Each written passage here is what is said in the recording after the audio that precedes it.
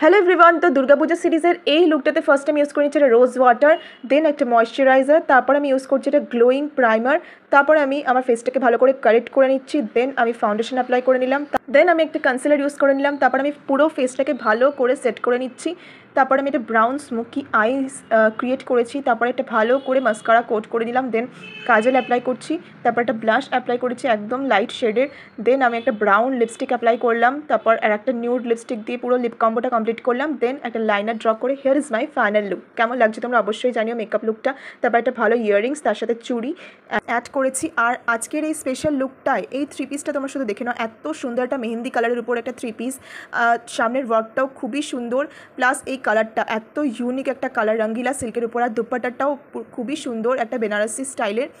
তোমাদের এই লুকটা কেমন লাগলো তোমরা অবশ্যই জানিও। So that's it for today, tata.